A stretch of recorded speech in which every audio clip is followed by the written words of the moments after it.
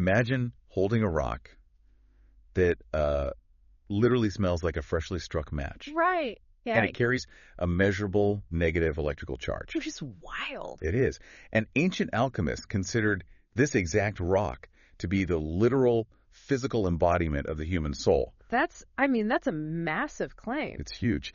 So today we are doing a deep dive into sulfur quartz. Mm-hmm. And, if you are a learner who is constantly taking in new information, absorbing different perspectives, and just trying to navigate the sheer noise of daily life. Oh, the noise is constant. Totally constant. You probably know the exact feeling this stone is meant to cure. Mm. It's that heavy sensation when you've just been around way too many people or you've been scrolling through too much news. Yeah, I was doom scrolling. Exactly. And you just feel weighed down by this invisible cloud of what they call energetic smog. And, it is a very real, very measurable phenomenon. In both energetic healing and certain biological frameworks, we actually talk about the biofield. The biofield. Okay. Yeah, it's essentially the electromagnetic field that surrounds the human body, which is created by our heart, our brain, our nervous system. Wow. And we absorb a massive amount of static and tension from our environments into that field, usually without even realizing it. We just carry it around.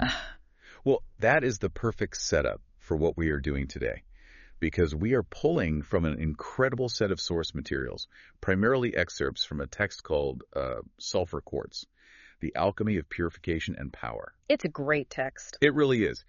And our mission for this deep dive is to unpack how this very specific, visually striking combination of minerals acts as a literal spiritual disinfectant. I love that phrase, spiritual disinfectant. Right, to just burn away all that smog and whatever else is dragging you down. Because we are looking at a highly targeted intersection here. It's geology, energetic healing, and ancient alchemical science. Yeah. It is not a subtle energy. No, not at all. And visually, it's not subtle either. Sulfur quartz is stunning. It really is. We are talking about a stone with a distinct pale to bright yellow hue, sometimes shifting into deep golden or even slightly greenish shades. Well, depending on the piece, yeah. And that color comes directly from natural sulfur inclusions or coatings that are literally trapped inside or fused onto clear quartz. And it can be totally transparent or, completely opaque. Right. And my absolute favorite detail, if you handle it, it often leaves that faint, characteristic scent of sulfur on your hands. Which is just such a brilliant tactile reminder of the potency you are working with. Like you can't ignore it. Exactly. In the metaphysical community, sulfur quartz is recognized as a premier high vibrational ally because you are dealing with a master combination. Okay, break that down for us. Sure. So quartz is universally known in these traditions as a supreme amplifier. It basically takes whatever energy is present and just magnifies it. It cranks the volume. Right. And sulfur, on the other hand, is known for its intense transformative capacity to absorb and break things down. Okay, let's unpack this. Because the physical makeup of this stone translates directly into its historical alchemical purpose. It does. The research dives really heavily into something called the Tria Prima. The 3 primes. Right, which are the 3 core alchemical principles. You have salt, which represents the physical body. Yep. You have mercury, which represents the mind. And then you have sulfur, which symbolizes the spirit or the human soul. The animating force. Yeah, but I have to admit, I'm a bit lost here. How so? Well, why would ancient alchemists look at a smelly, yellow, crumbly mineral and decide, yes, the human soul? Like, that's it. That's a very fair question. What's fascinating here is how they viewed the soul's actual function. Okay. In ancient alchemy, the goal wasn't, the Hollywood trope of literally turning lead into gold. Right, like trying to get rich in a basement somewhere. Exactly. It was actually a spiritual path of self-refinement. The alchemists observed that sulfur was combustible. It contained fire, energy, and the power to initiate dramatic chemical changes. Oh, wow. Yeah, so they equated that spark of life, that animating, passionate force that burns inside us and drives transformation, they equated that with the human soul. Okay, that actually tracks perfectly. And scientifically, at a literal physical level, sulfur carries a negative electrical charge. It does. And metaphysically, that negative charge is what allows it to absorb and neutralize negative situations and blockages. It binds to the heavy stuff. It's incredibly grounding in that way. Right. So instead of that old analogy where you just try to drown out bad noise with good noise, I'm picturing this more like a high-powered pressure washer. Oh, I like that. Think of the clear quartz as the high-pressure water hose. And the sulfur is the heavy-duty chemical soap you've loaded into it. Yes. So the quartz gives you the raw, amplified pressure, but it's the chemical makeup of the sulfur that actually binds to the psychic grease and dirt to wash it away. That is a much more accurate representation of the mechanism, honestly. The negative charge of the sulfur practically acts as a high-powered sponge for toxicity. Yeah. But because it functions this way, working with it requires a profound level of honesty. Honesty with yourself. Yeah, exactly. This is not a stone that just makes you feel warm and fuzzy while allowing you to ignore your problems. Oh, no. It facilitates the removal of spiritual debris by forcing you to engage in shadow work. Okay, and for those listening who might be unfamiliar with that term, shadow work is essentially looking at the parts of yourself you usually try to hide from polite society. The messy parts. Yeah, your jealousy, your petty grievances, your irrational fears, and actually acknowledging them instead of just, burying them. Precisely. It demands that you look at that shadow self without judgment. It requires what the alchemical traditions refer to as a purification by fire. A purification by fire. Right. You have to expose the wound and clean out the infection before any true higher-level healing can take place. So it really is a spiritual disinfectant. It is. And disinfectants usually sting a little when they hit an open wound. But, if we were digging up all this petty, hidden, difficult stuff, that sounds like a recipe for a complete emotional meltdown. It can feel like it at first. So how does that actually help us? It helps because its most immediate and dramatic effects are seen in how it handles our most toxic, volatile emotions. Okay. It doesn't just dig them up to make you suffer. It digs them up to process them. Emotionally, sulfur quartz is highly targeted toward deep-seated emotional baggage. Like what? It's incredibly effective for people struggling with stubborn, toxic thought patterns. So we're talking about the heavy hitters here. Constant irritability, deep cynicism, repressed anger, or just general anger management issues. Exactly. The sulfur brings those hidden, ugly feelings right up to the surface so they can be dissolved by the amplifying light of the quartz. That makes so much sense. And it's not just emotional either, according to the source. The physical detoxifying nature of this stone is said to help with literal hot issues in the body. Hot issues, right? Yeah, like fevers, the heat of menopause, sunburns, and even the inflammation associated with joint pain and arthritis. Because it's addressing heat and inflammation on every conceivable level, physical, emotional, and spiritual. Wow. It actively seeks out that volatile heat and neutralizes it. Okay, but here's where it gets really interesting, though, because I have a bit of a pushback on this. Let's hear it. The research constantly associates this stone with fire. It represents the light and heat of the sun. It's tied to our internal heat. Yes, all true.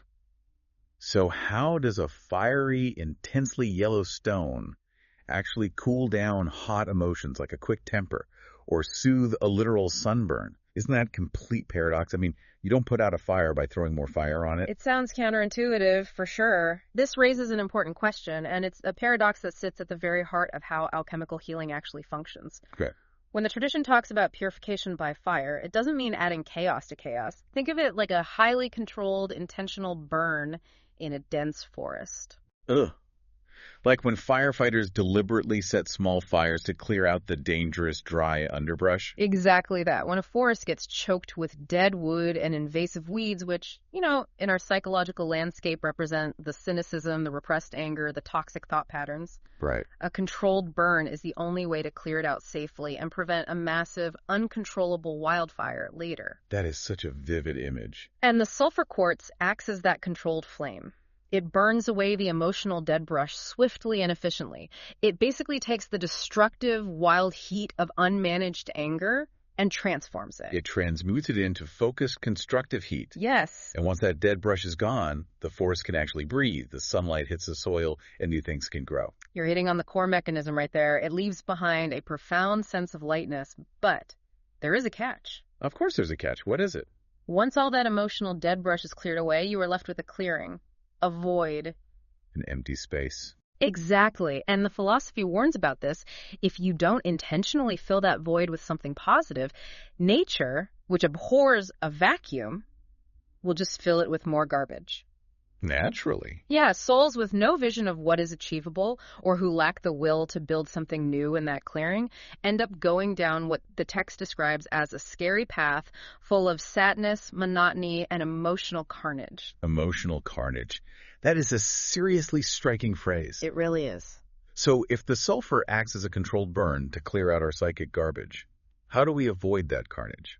Where does the new energy actually go to fill that void? Well, to avoid that trap, the void left by the controlled burn must be filled with personal power and a willful action. Okay. Which brings us to the energetic roadmap, how sulfur quartz actually interacts with the body's chakra network to ensure that new energy is routed correctly. Let's trace that route, because this is where the physical feeling of transformation actually happens. It is. So first and foremost, sulfur quartz rules the solar plexus chakra. Yeah. And for you listening, this is located right in your abdomen, just above your stomach. Right. It is the absolute core center of your personal power, your self-esteem, and your willpower. It's a very dynamic, warrior-like energy center. When sulfur quartz activates the solar plexus, it's essentially installing a fully charged battery of pure motivation. I love that. It helps you push past hesitation, removes self-doubt, and gives you the courage to actually face those emotional challenges rather than just, hiding from them or falling back into old cynical patterns. But the energy doesn't just pool in your stomach, right? Yeah. A battery needs a circuit. Exactly.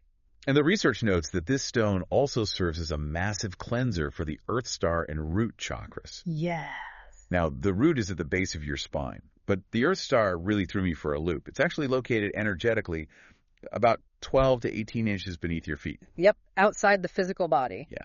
How can a part of my human energy system be floating outside my physical body? I know, it's a trip. It really helps to visualize it like a tree's root system. Okay. The tree itself stops at the soil line, right? But its roots extend deep into the earth to draw up nutrients and provide stability. Your biofield functions similarly. Oh, that makes total sense. The Earth Star is the energetic anchor that connects your personal electromagnetic field to the Earth's larger field. This grounding mechanism is critical. Why is it so critical with this specific stone? Because sulfur quartz has such an intense, fast-acting, fiery vibration, if you don't anchor that energy down, you become what we call ungrounded. Like just too much energy. Right. You feel flighty, anxious, you start bumping into things, or you just can't focus. The Earth Star connection ensures that the transformation you're experiencing actually manifests in physical reality, keeping you stable while the fire burns. Okay, so we are anchored into the earth and our solar plexus battery is fully charged. Yep. And then, because of the quartz base, the energy also shoots upward to the crown chakra at the exact top of the head, which is your connection to higher wisdom and divine guidance. It connects the whole system. So what does this all mean? If you look at the whole picture, the energetic alignment with this stone is functioning exactly like a lightning rod. That's an excellent way to conceptualize it. Think about it. It pulls these massive, high-voltage spiritual insights from the crown, acting like the antenna. Right. It uses that lightning to charge the battery of the solar plexus so you have the sheer willpower to act. And then it grounds the entire current safely down into the Earth Star beneath your feet so your nervous system doesn't completely short circuit from the intensity.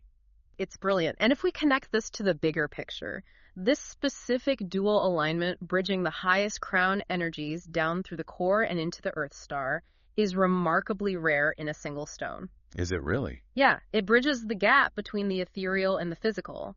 It ensures that you don't just sit around having profound spiritual epiphanies about what your life path should be. Like daydreaming. Exactly. It makes sure you actually possess the physical and emotional power to get up and execute your intentions. It's the difference between having a genius idea for a novel while you're in the shower and actually having the discipline to sit at your laptop for 6 months and write the 80,000 words. That is the perfect example. It aligns your physical, emotional, and intellectual bodies so they're all driving in the exact same direction. Which is amazing.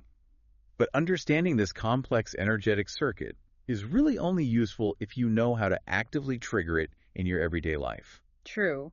The theory is beautiful, but the application is what matters. Exactly. We don't live in a theoretical world. We live in cubicles, we sit in traffic, we deal with frustrating emails. Daily life. We want everyday alchemy. And luckily, an expert heavily featured in our research, a practitioner known as Crystals by Rob, actually breaks down the mechanics of integrating this intense energy into a normal daily routine. Rob's advice is incredibly grounded. He focuses on practical methodologies. What is his top recommendation? Well, for instance, if you work in a tense environment, he suggests keeping a piece of sulfur quartz right in your workspace. Just on your desk. Yep. It actively burns off the ambient stress of the day and prevents you from absorbing your coworkers' bad moods or cynical attitudes. That is so useful. Oh. He also emphasizes using it during what he calls cord-cutting meditations. Oh, those are powerful. Yeah, and for those listening who are unfamiliar, that's just a mental exercise where you visualize severing the invisible emotional bungee cords that keep you anchored to a toxic person, a bad habit, or a past event. Exactly. And holding this stone while doing that visualization facilitates a clean, permanent break. It literally burns the cord. Yeah. And for breaking everyday bad habits, whether that's biting your nails or falling into a spiral of negative self-talk, the instruction is to simply hold the stone the moment the urge arises. Just grab it. Right. Its purifying energy interrupts the neurological cycle of the habit. Rob points out that sulfur quartz ultimately helps you stand tall in your own light. I love that. Stand tall in your own light. It grants you the sheer confidence to own your ideas and your actions, even when they wildly diverge from what your friends, family, or society expect of you. That independence of thought is a direct result of a cleared solar plexus. But wait a second, I have to challenge this. Oh, for it. If this stone triggers a literal purification by fire and forces you to confront your deepest, darkest shadow self, is it really a good idea to just casually keep a piece in your pocket during a boring Tuesday morning staff meeting? That sounds dangerous, right? It sounds like a massive liability. What if it triggers a breakdown while I'm looking at spreadsheets? That is a very valid concern, but this is where the concept of intentionality and synergy comes in. Okay, explain that. Crystals aren't just chaotic radiation, you know. They respond to the user's focus. When it's sitting on your desk or in your pocket without a specific deep meditation attached to it, it functions more like a passive energetic shield. Oh, I see. It's absorbing the external smog, not detonating your internal trauma. Okay, that is a relief. Furthermore, Rob specifically notes that because the energy of sulfur quartz is so vibrant, synergy with other stones is highly recommended to manage the flow. Oh, so you pair it with something else to act as a buffer. Yes. To prevent restlessness or feeling overwhelmed, you pair it with heavy, stabilizing grounding stones like hematite or black tourmaline. Okay. Conversely, if you are safely at home and want to push its cleansing effects even further during a deep meditation, you pair it with amplifying stones like clear quartz, amethyst, or fluorite.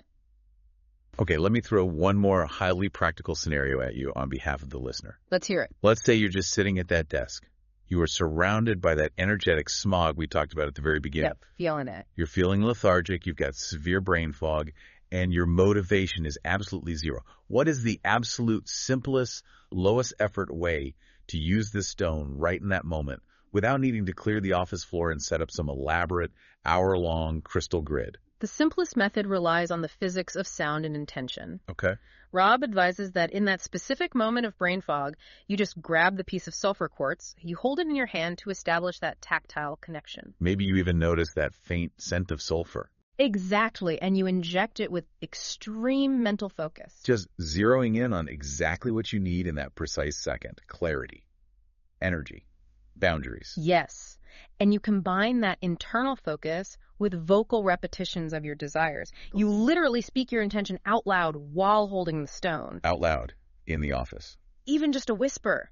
According to the alchemical principles we've been discussing, this is vital because speaking it out loud moves the intention from the ethereal mind into the physical world. Oh, wow. You are literally vibrating your vocal cords, sending physical sound waves into the room, and using the quartz to amplify that declaration while the sulfur absorbs the lingering fog. You're taking an invisible abstract thought and using physical force to make it reality. Right. That is literal alchemy right there at your office desk. It really is. It takes the highly esoteric concept of the soul's fire and makes it deeply practical for everyday survival. Which is exactly what we set out to do today. We have covered some massive ground here. We really have. We started by looking at the raw, sensory, physical makeup of this incredible yellow stone. Its negative charge, its scent, Yeah. and how it maps onto the ancient alchemical tria prima, specifically acting as the sulfur, the spark of the human soul.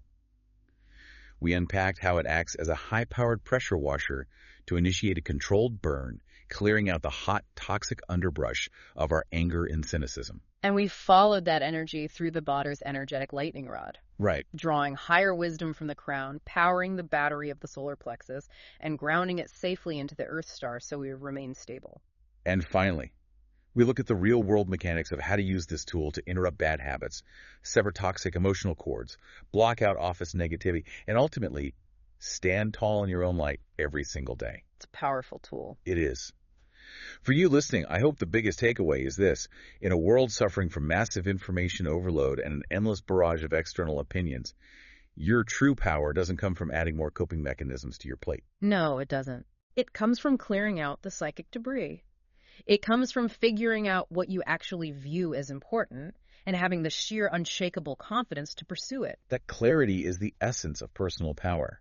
And, it leaves us with one final, deeply profound concept to consider. What's that?